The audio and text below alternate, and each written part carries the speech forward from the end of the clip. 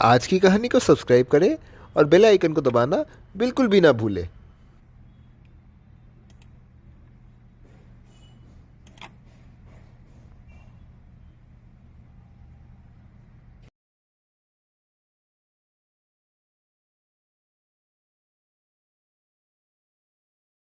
तो दोस्तों, कंप्यूटर को हम आज कितने आकारों और प्रकारों में जानते हैं। कुछ इस तरह और कुछ इस तरह से भी। ये सभी कंप्यूटर की विभिन्न प्रकार है जो हम हर प्रकार के कार्य पर इसका प्रयोग कर सकते हैं। दोस्तों, कंप्यूटर की बात जब भी हम सोचते हैं तभी हम कंप्यूटर की ठीक ऐसी ही चित्र को याद करते हैं। पर दोस्तों, क्या आप जानते हैं कि आज से ठीक 200 साल पहले ये कंप्यूटर कैसा था? उससे पहले हम ये जान लेते हैं जो कंप्यूटर था वह एक ऐसा यंत्र था जो कि सिर्फ हिसाब किताब करता था, जिसको अंग्रेजी में कैलकुलेशंस कहा जाता है। उस समय जॉन नेपियर नाम के एक शख्स थे जिन्होंने इस कैलकुलेशन के तरीके को एक यंत्र के रूप पर बनाने का सोचा, क्योंकि कंप्यूटर शब्द आया है अंग्रेजी में कंप्यूट शब्द से। फिर उसके बाद सन 1841 पर सर चार्ल्स बेबेज नाम के शख्स ने सबसे पहले कंप्यूटर की रचना की। इसका नाम एनालिटिकल इंजन था, जो कि सबसे पहला कंप्यूटर था जो दिखने में ऐसा था।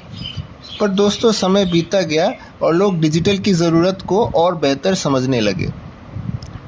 तब यूरोप के खोजकर्ता आए जिनका नाम हरमन हॉलरिथ है।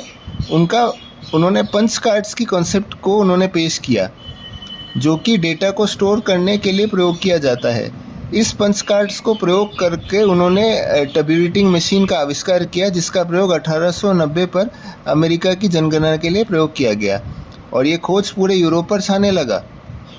फिर उसके बाद लोग और शिक्षित होने लगे और कंप्यूटर के बारे में भी अध्ययन करने लगे। फिर कई वर्षों बाद अमेरिकी सेना ने एनियाक का निर्माण किया, जिसका उपयोग अमेरिकी सेना ने विश्व युद्ध के लिए किया था। इसका नाम है electronic numerical integrator and calculator.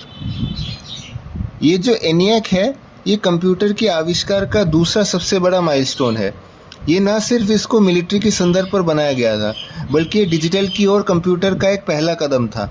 अब कंप्यूटर का नाम और काम को लोग भली भांति पहचानने लगे। अब कंप्यूटर को लोग एक डेटा स्टोरर के साथ साथ उसकी साइज़ और उसके साथ प्रोसेसर को भी सोचा। ये दौर था 1970 का, जब पीसी यानी पर्सनल कंप्यूटर का निर्माण हुआ। तब उसके भीतर माइक्रो प्रोसेसर का भी आविष्कार हुआ, जो कि मानव की मस्तिष्क से प्रेरणा लेकर बनाया गया था। और इसका एल्गोरिथम है इनपुट प्रोसेस आउटपुट।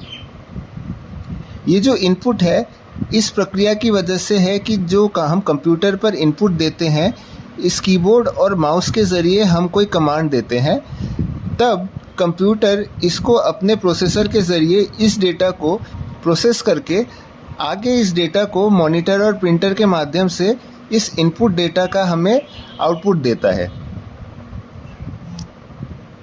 तो ये है पीसी यानी पर्सनल कंप्यूटर की पूरी प्रक्रिया। परंतु दोस्तों, जो एनियाक है, ये सिर्फ यही नहीं रुका, बल्कि इसने सुपर कंप्यूटर बनाने के लिए अपने कदम को और बढ़ाए। फिर उसके बाद कई देश जैसे चीन, अमेरिका और भारत सुपर कंप्यूटर बनाने के रेस में लग गए। चीन की फुजित्सु और अमेरिका की IBM एनियाक के बाद से सुपर कंप्यूटर के हार्डवेयर और उसके कंपोनेंट्स को बनाने में अहम योगदान देते रहे। चलिए अब बात करते हैं सुपर कंप्यूटर के बारे में। मैं आपको बता दूं कि इस सबसे पहले सुपर कंप्यूटर क्रे-1 था। इसके बाद चीन का टाहेन है और भारत का पारम है। ये तो बात हो गई सुपर कंप्यूटर की।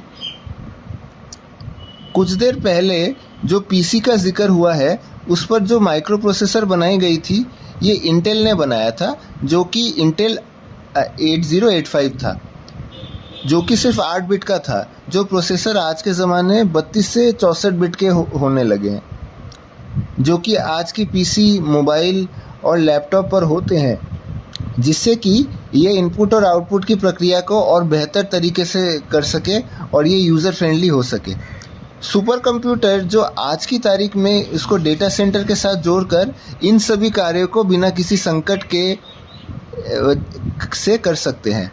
दोस्तों, तो ये थी कंप्यूटर की आविष्कार की कहानी। दोस्तों, आपने सबसे पहला लैपटॉप या पीसी किस कंपनी का उपयोग किया है, इसको कमेंट्स पर बताएं। और वीडियो पसंद आई तो वीडियो को लाइक करें और आज की कहानी चैनल को सब्सक्राइब करें।